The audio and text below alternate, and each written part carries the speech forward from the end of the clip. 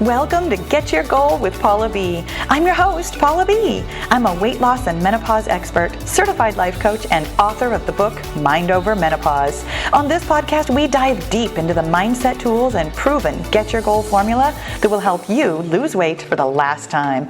Are you ready to get your goal? Me too. Let's go. Hey, goal friend, welcome to episode number 269, the one where we talk about how to keep your New Year's resolution. And I want to let you know that it occurred to me while we're talking about keeping your New Year's resolution that I didn't have a podcast this year about how to make a New Year's resolution. Longtime listeners of the Now Get Your Goal podcast and what formerly was the Fitness Matters podcast and what was formerly the Let's Run podcast. If you have been listening for a while, you know that over the years, I have had so many resolution podcasts. Like, I can think of at least 6, 7, I'm going to say at least 7. At this point, I have lots. I'm going to list them in the show notes for you, depending on where you're watching or listening. You either open up the description box if you're watching on YouTube, or you open up the description if you're listening on a podcast app, or you can just go to, hopefully by the time you hear this, the website will be live. I am recording it before the end of the year, and you will hear this after the first of the year. And so I'm still in the, making it happen stage of getting getyourgoal.com live. So by the time you hear this, I'm going to speak that into existence. It'll be fine. It'll be up. It'll be going. If not, you'll be redirected to what is part of the Paula B Fitness website. That's a whole conversation I didn't intend to have. In any event, there will be links. You will be able to hear all about resolutions, how I make them. You can listen to some of my past resolutions, which I think could be very interesting. I have not listened to old episodes. I've been going through them. Again, getting the Get Your Goal website up and running. I've been going through the titles of them and figuring out how I want to arrange them on the new website and things like that. So I'm aware of the existence of lots of old podcasts, but I haven't listened to the old resolution podcasts. I know for sure that I've got lots and lots and lots of episodes on how to set goals and, resolution specifically. I use the word goal and resolution interchangeably. I think it would be actually really fun to go listen to some of my old resolutions. But anyways, today we are really specifically talking about how to keep your resolution, because I am operating from the assumption that you have already made a resolution. If you haven't, go listen to some of those How to Make a Resolution podcasts and have something in mind.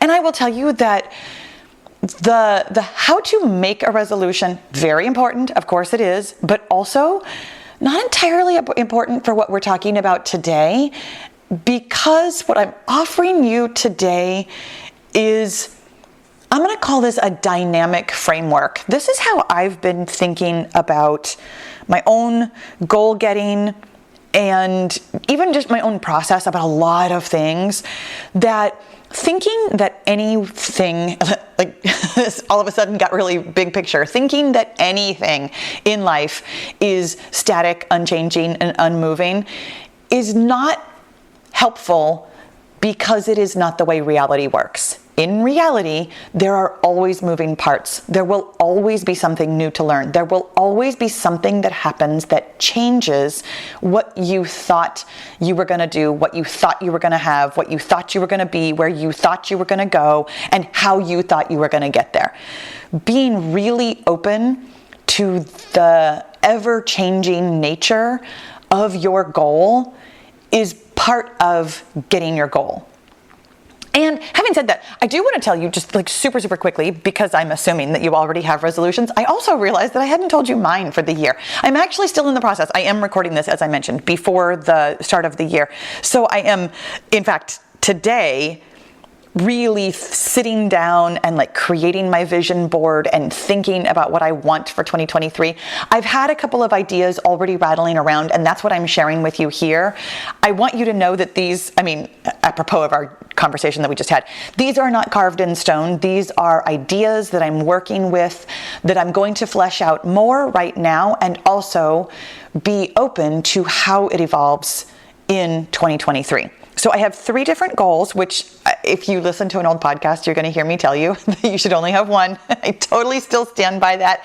And I stand by having a goal for different parts of your life. This is what I'm going to tell you, is that I have a physical goal, I have a business goal, and I have a personal goal.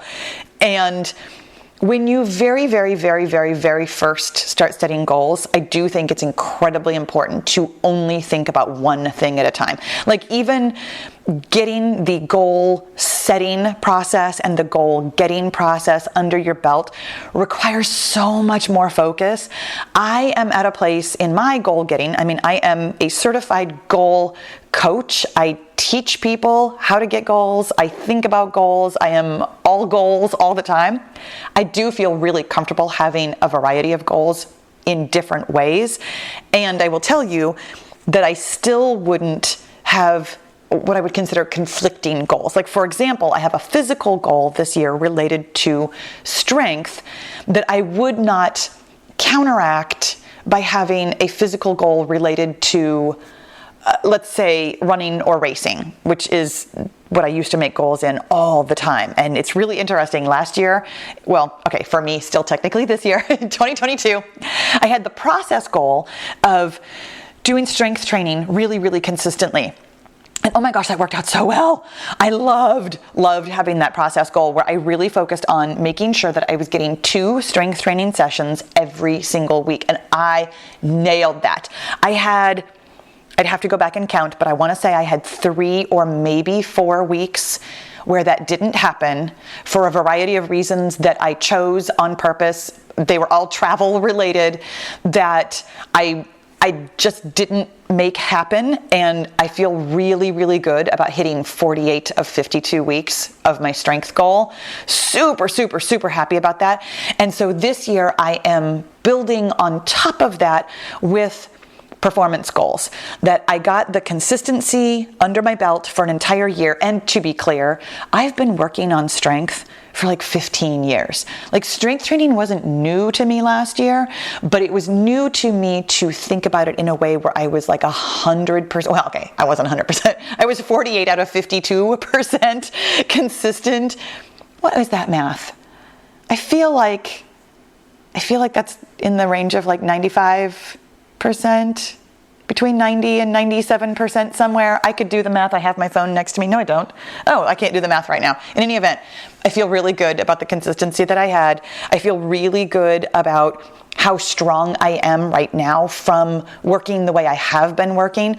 And so this year I'm setting myself some performance goals where I'm going to continue to be consistent because that is so easy to me now, that I'm going to hit really specific targets on really specific strength training exercises, which is to say I have a deadlift goal, I have a squat goal, and I have almost against my will, not really, but I have a bench press goal.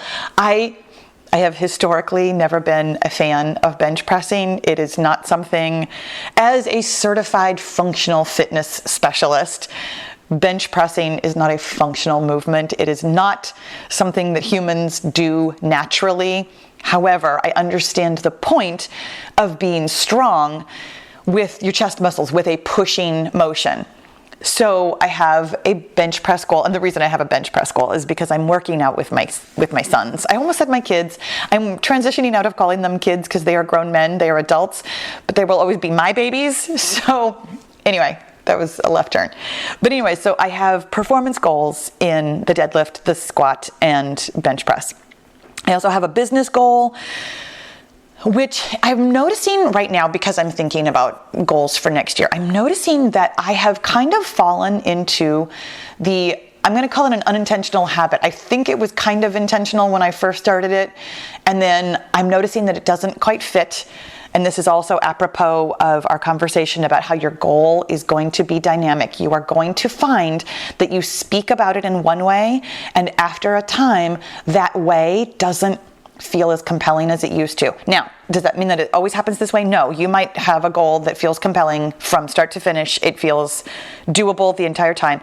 I'm noticing with my $1 million business goal that the way I speak about it is changing. And further to that, I'm considering making another change. The way I've been talking about it for a while now is that I'm running $1 million business. That is my goal. I'm going to be running $1 million business.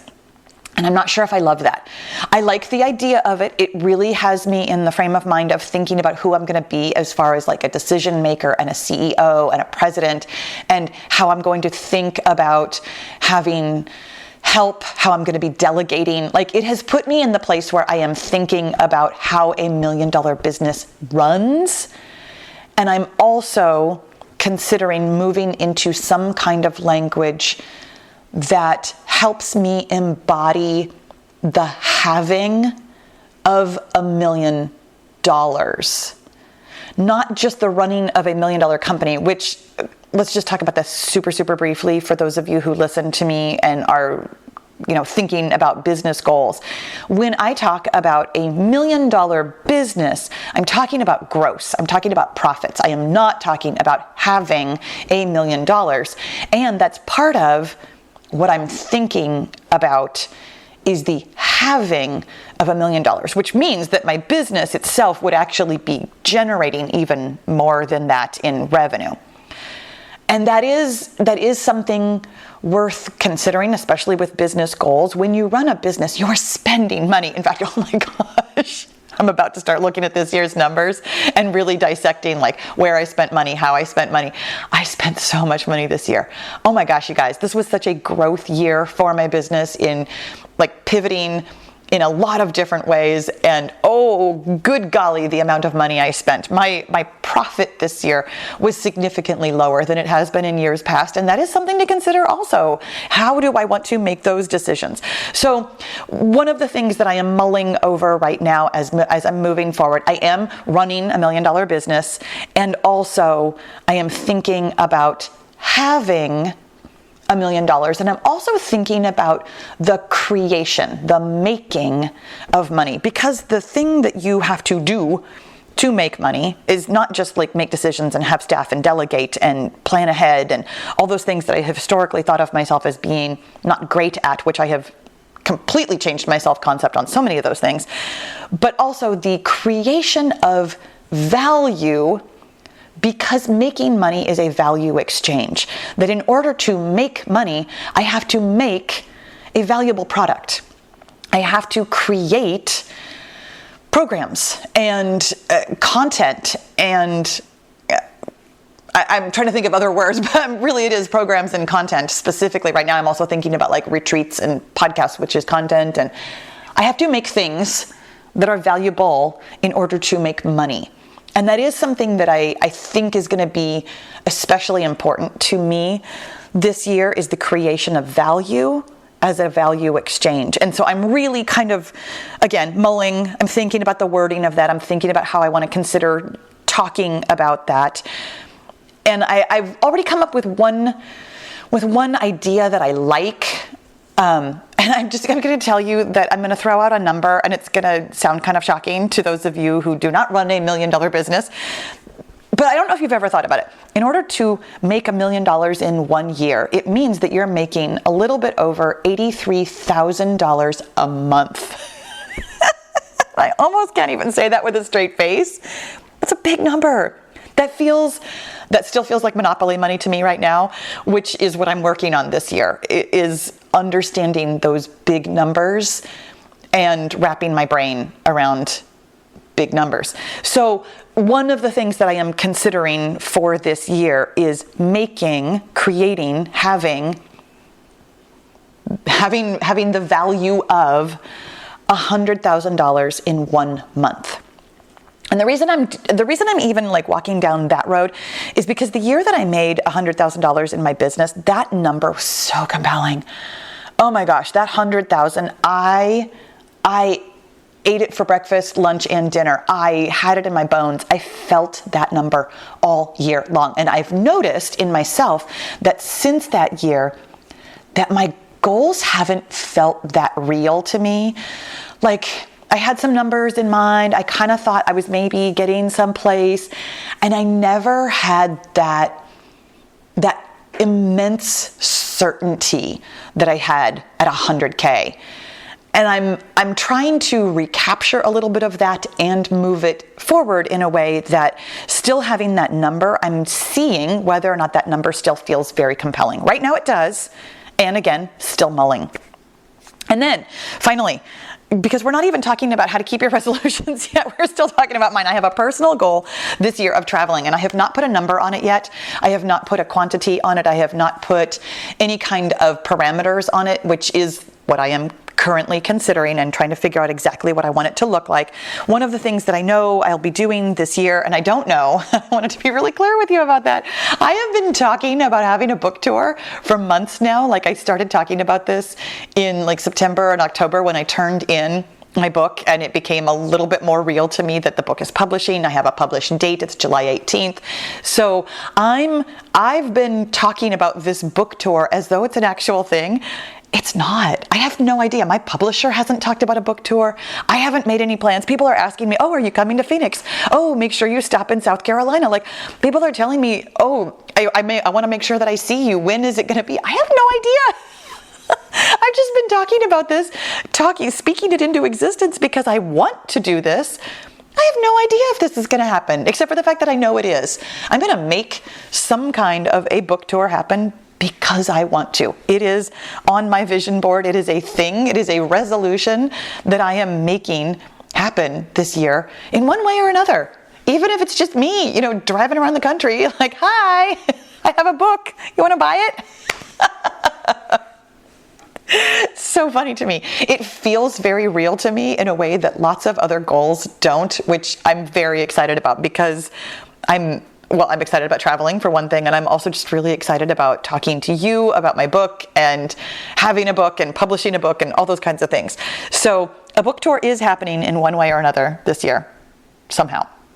Okay, so hey, you guys, here's how to keep your New Year's resolution. I have 5 things for you, of course, because as my son said to me the other day, he's like, you really like 5s, don't you? If one of your resolutions this year, or if your one and only resolution this year is to lose weight, come and download the 5-0 method. Y'all, the 5-0 method, it's simple, it's sustainable, it's science-backed. It is the way to lose weight for women over 50. I have it for you for free. And there are 5 things that we do every single day that make you say, oh, which is why I call it the 5-0 method. I didn't know that it could be this simple to lose weight after 50. You can get it at getyourgoal.com because, of course, getyourgoal.com is going to be live and available to you. And if not, it'll redirect you and it'll go to paulabfitness.com where you can find it on the front page. The 5-0 method, where we do the 5 things to lose weight. And in those 5 things, there are other 5 things. I have lots of 5s. Like the Get Your Goal formula has 5 things. Within the 5 things, there are other things that have 5 things. Really, I love the number 5. But what I have for you today is 5 things that you can do to make sure that you keep your New Year's resolution this year. Number 1 is to decide. I love the energy of being decisive. This is something that I have been working on for years and years at this point. I used to be the kind of person who did not like to make decisions. I was a very waffler kind of a person where I would waffle from one thing to the other. I would have a hard time making decisions. I would even say I have a hard time making decisions. Or conversely, I would say, no, I don't have a hard time making decisions, but then I wouldn't make a decision. I love the energy of having a decision made. I don't always like the making of the decision. Sometimes I do still find myself struggling with making a decision, but I enjoy having the decision made so much that I allow that to drive me to make decisions so that I can get that feeling of decisiveness. I love decisiveness. When you have decided that you are keeping your resolution, I want to parse this out for you a little bit. You're not deciding that the resolution is going to happen. You are deciding that you are committed to making the resolution happen. Sometimes we confuse that, and I want to be, I don't really have a specific example other than you can decide that you're losing weight because you like the idea of having lost the weight, kind of like what I was just talking about with, I love the idea, I love the feeling of being decisive. But But deciding that you want the weight lost isn't quite the same thing as deciding that you are at the helm of and responsible for and making the decisions related to the losing of the weight. Deciding that it's yours, that it's your project, that it's something you are going to do, that you are going to figure out how to get the thing that you want. Means that no matter where you end the year, no matter where you get with this resolution, that you never lose steam, that you have the decision of this is happening one way or another because I'm figuring it out. It's going to take how long it takes and I'm going to get there when I get there. Keeps you focused on your part of it as opposed to just the finished product. The finished product, fantastic. We're actually going to talk about that in the next thing that we talk about. But the finished product isn't really the decision. The decision is that you are going to take this on. It's about you being, doing, and deciding that you're going to get there. Thing number 2, because these aren't really steps. This is not something that you need to do in order. These are just 5 things that you're going to do to keep your resolution, as opposed to 5 things like step number 1 is decide. Even though being decisive is really helpful for these other things, but they're not really necessarily building on each other. Thing number 2 is to daydream. This is the weirdest advice ever, right? Except for the fact that it has been scientifically proven, and I love this. I love this every time I think about it. It's been scientifically proven that daydreaming is one of the key factors in actually getting what you want. Olympic athletes, scientists, and creators of all kind have tapped into this skill of daydreaming because it primes your brain to accept the reality of what you want. When you daydream and you're picturing yourself doing this thing or having this thing or being this particular kind of person, you are putting yourself in the place of already having it and already feeling the emotions. You are practicing being that person in much the same way that you have to practice the piano, in much the same way that you have to practice cooking or writing in cursive or all the things that we have practiced throughout our lives. Daydreaming about being a person who weighs your goal weight is practicing being a person who weighs your goal weight. When you daydream, it helps you make the thing reality for a lot of reasons. There's really specifically, it's because your brain loves to agree with itself.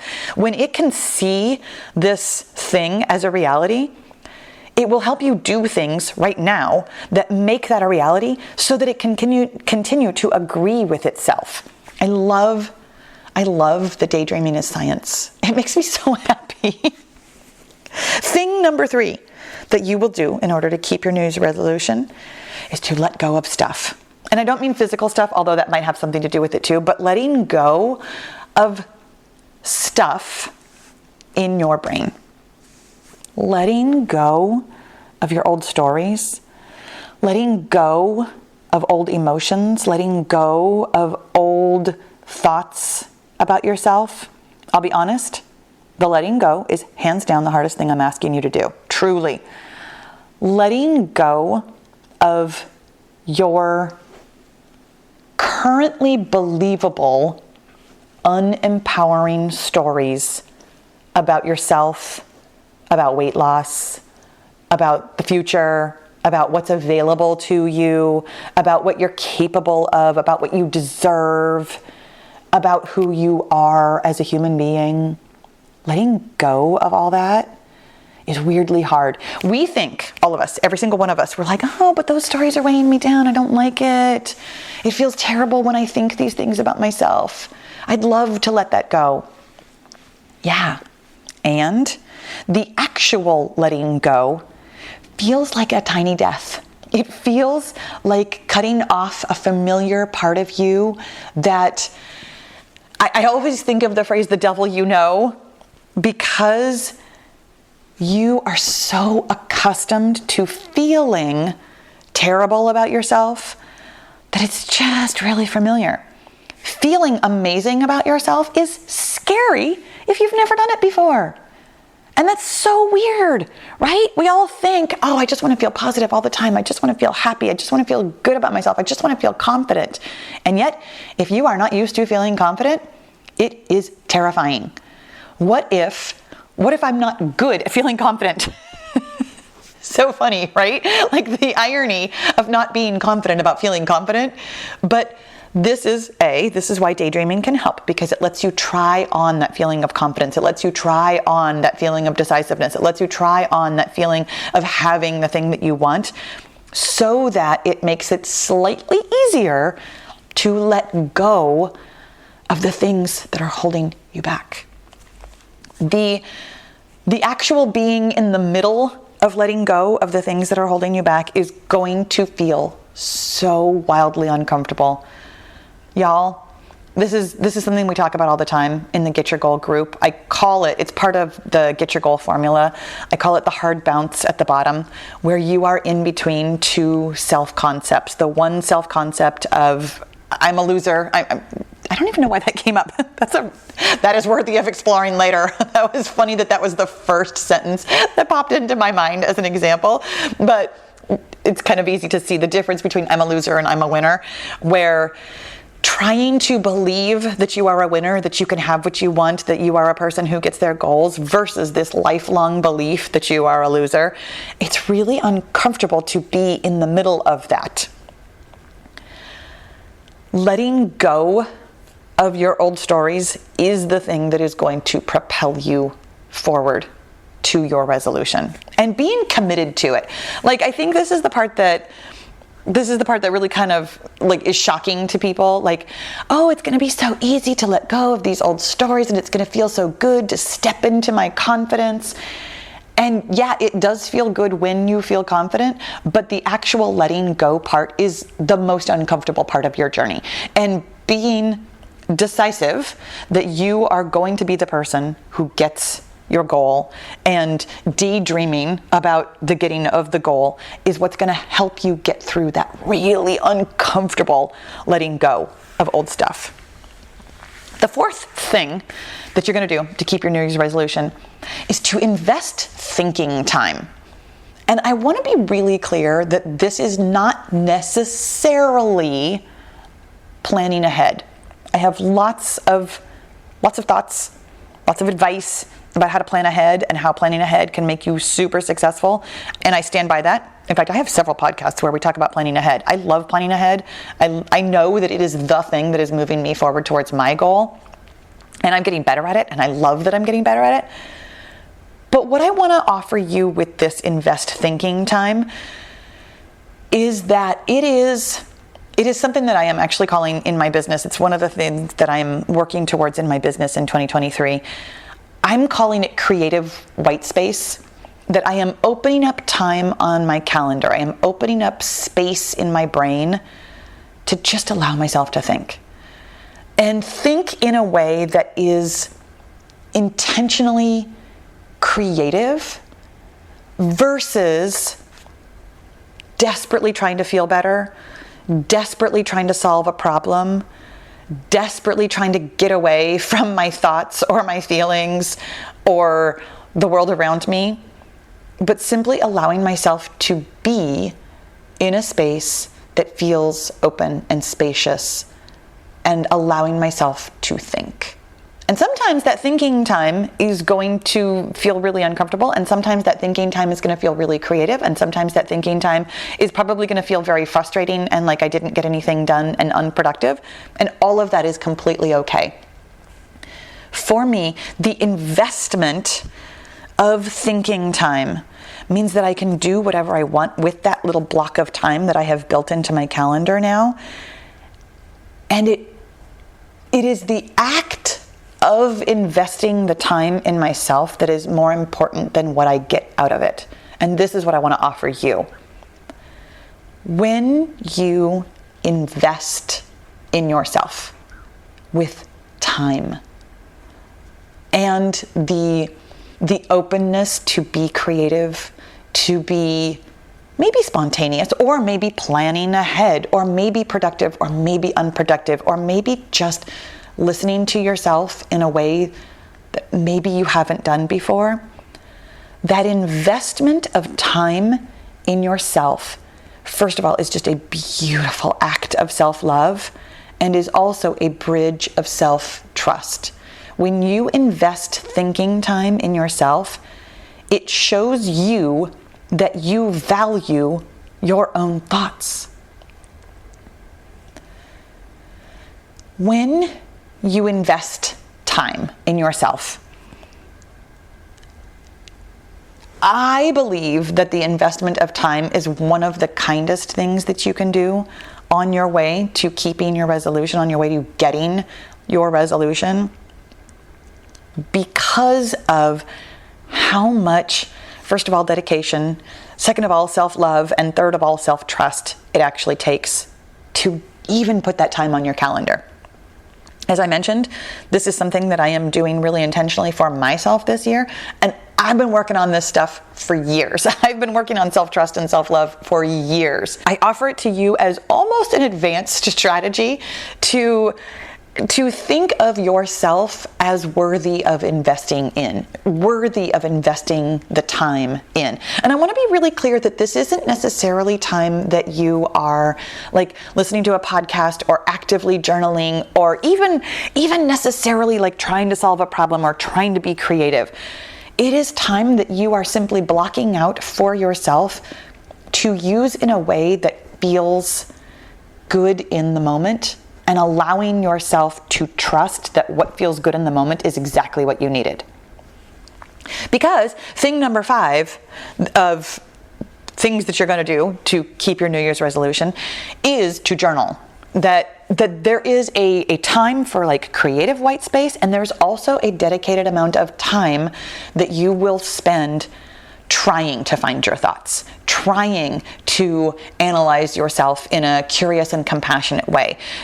Doing the actual physical work of journaling will change you. It will, hands down, 100%. I am telling you, this is why it's part of the 5-0 method. This is why it's the thing that I spend so much time teaching you how to do in the Get Your Goal group. Like in the Get Your Goal group, we have live journaling classes every month where we are exploring new techniques. We are journaling together. We get coaching on the things that we have journaled about. And it's not even necessarily about finding the right way to journal. I have a very prescriptive way to journal. We've talked about it in a couple of different episodes. Most recently, I have no idea what the number is, but it's how to journal for weight loss, where I talk to you about the 2-step tool, which is it's my thing. It's about to be trademarked. That's one of the things I'm doing for myself this year is I'm trademarking some of my intellectual property because I'm so proud of the 2-step tool. But anyways, journaling every day is the thing that I spend so much time teaching you how to do in the Get Your Goal group. It's the thing that we talk about so much here, finding your thoughts, deciding if they're helpful. That is the thing that will transform your life. I cannot overstate this. Being aware of what you are thinking now and understanding that it is your thoughts that are creating your feelings, that are driving your actions, that are getting you results, means that your thoughts are your most important asset. And being aware of what you are thinking and understanding from a completely curious and compassionate space that your thoughts are either moving you forward or holding you back towards getting your goal, that, my friends, is gold. Every single morning, I sit down with my breakfast and my journal, and I ask myself, what's holding me back today? Actually, that's not exactly how I ask myself. I ask myself a variety of questions. In the 5-0 method, I suggest a very specific question. What do I think about today's numbers? Because it's such a versatile question. Like, there are so many numbers involved with weight loss. There's, your calorie target. There's your actual calories that you've eaten, maybe yesterday, or depending on when you journal, either yesterday or today. There's, how much water you had. There's how much sleep you got. There's how much you exercised. There's your goal weight. There's today's weight. Like, there's so many numbers that you can ask yourself, what do I think about today's numbers in this way that you can uncover all of your thoughts so many of them, and I say this with love, but so many of them, especially when you get started, are going to be unhelpful. That's why it feels so hard to get traction towards your resolution. It's because you're thinking unhelpful thoughts. It's completely okay. It's completely normal. It's completely natural. The more you journal and find your unhelpful thoughts, it's exactly the same reason I offer you the advice of weighing yourself every day. When you are faced with the data every day, I've got 5 thoughts and all 5 of them are unhelpful. I've got 5 more thoughts today and all 5 of them are unhelpful. I've got 5 thoughts today and all 5 of them are unhelpful. It's simply a matter of recognizing this is data. This is information. It's exposure therapy in the most beautiful way. When you expose yourself to your unhelpful thoughts over time, they will not feel so scary. They will not feel so debilitating. They will not be holding you back. Recognizing that you have unhelpful thoughts, and it's completely normal, it's completely okay, looking at them with curious compassion and understanding, that's something that's not going to move me forward. That action of the journaling, of the finding of your thoughts and deciding if they're helpful, will move you forward. Even if all you're finding is unhelpful thoughts, the action of journaling and understanding that it's part of the process to find the unhelpful thoughts, my friends, that's what's going to help you keep your New Year's resolution. To recap, here are the 5 things, because there are always 5 things. And I didn't even do it on purpose, except that I kind of did. When I got to the 5th thing, I'm like, I'm not going to brainstorm anymore. We're stopping at 5. Number 1 is to decide. Number 2 is to daydream. Number 3 is to let go. Number 4 is to invest thinking time. And number 5 is to journal. They all work together. None of them is more important. None of them is step 1. They are 5 things that you'll do in order to keep your New Year's resolution. And hey, I would love to actually hear what your New Year's resolution is. I mean, it's that time of year. You can come find me anywhere on social media. I'm everywhere. It's easiest to find me on YouTube or Instagram or Facebook, though. Just that's where it's easiest to have conversations in the comments, as opposed to, for example, Pinterest. I'm almost never on Pinterest. I'm still pinning things on Pinterest. I've got a thing that does that for me, but I'm almost never there. So don't comment there, because it's not really a great place to have a conversation. But other places, we can definitely have conversations. My friends. Oh my gosh. Thank you so much for listening. I really hope that this one was helpful. I don't even hope. I know that you are keeping your New Year's resolutions this year. This is your year. Let's go. Let's make this happen. I'll see you again soon. Thanks for listening. Be sure to leave a rating and review so other women of a certain age can stop struggling with the scale and start loving their menopausal bodies. And if you're ready to change your mindset while you're changing your weight, then it's time to get into the Get Your Goal Mastermind group, where you'll find my proven success formula, answers to your questions, expert coaching, and the community support you've been looking for. You don't need to lose weight alone when you can have fun and level up your mindset with friends. With weekly coaching calls, live journaling classes, and access to the tools and strategies I've used to help thousands of women lose weight for the last time, the Get Your Goal group is the place for you to get your goal. Learn more about group membership at www.getyourgoal.com, and I'll see you inside the group.